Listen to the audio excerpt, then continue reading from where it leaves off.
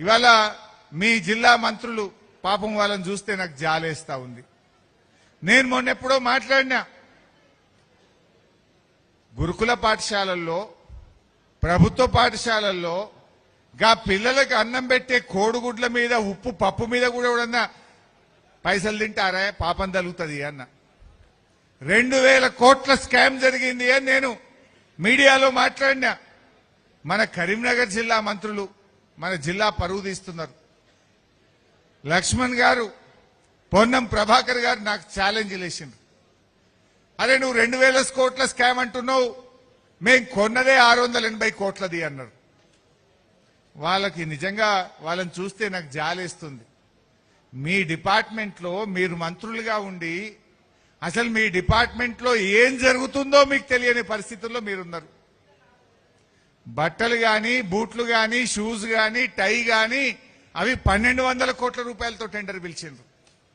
ఈ ఉప్పులు, పప్పులు, కూరగాయలు, కోడిగుడ్లు, మటన్, చికెన్ ఇవి 800 కోట్లతో టెండర్ పిలిచిండ్రు. రెండు కలిపితే 2000 కోట్ల రూపాయలు. 2000 కోట్ల రూపాయలతో టెండర్లు పిలిచిన విషయం ఈ మంత్రులకు తెలియకపోతే వీళ్ళు ఏం పాలన చేస్తుండ్రో నాకు అర్థమైతలేదు. నాకు ఛాలెంజ్ చేస్తున్నారు, ఏ హరీష్ రావు మేము కొన్నదే 680 కోట్లది, నువ్వు 2000 కోట్ల స్కామ్ అన్నావు, యాడికేలైంది అని అన్నారు. అంటే ఎంత కొంటున్నారో, ఎంత టెండర్లు పిలిచినరో కూడా తెలియని అయోమయ స్థితిలో ఈ పొన్నం ప్రభాకర్ గారు, ఈ లక్ష్మణ్ గారు ఉంటే నేను వారి విజ్ఞతకే వదిలేస్తున్నా. నాకు ఛాలెంజ్ చేసి నువ్వు రాజీనామాకు రెడీ అని. నేను రెడీ, నేను అనగలుగుతా. కానీ స్కామ్ చేసిన వాళ్ళు మీరు కాదు. ఆ డిపార్ట్మెంట్లో ఏమైతుందో మీకు తెలియదు. ముఖ్యమంత్రి మొత్తం టెండర్లు పిలిచి మింగుతా ఉన్నాడు. ఆ అనుముల వారి అన్నదమ్ములే మింగుతున్నారు కనుక మీకేమైతుందో మీకు తెలియదు. నేను మిమ్మల్ని అని కూడా ఉపయోగం లేదు.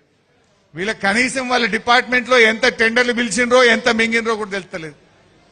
రేవంత్ రెడ్డి మాట్లాడుతూ అంటుండే 1 కోటి మంది మహిళల్ని కోటీశ్వరులను చేస్తా అన్నాడు. 1 కోటి మంది మహిళలు కోటీశ్వరులు కాలే, యనుముల వారి 4 అన్నదమ్ములు మాత్రం కోటీశ్వరులు అయినరు. మీ 4 మాత్రం కోటీశ్వరులు అయినరు. మహిళలు అయినరు ఎక్కడన్నా?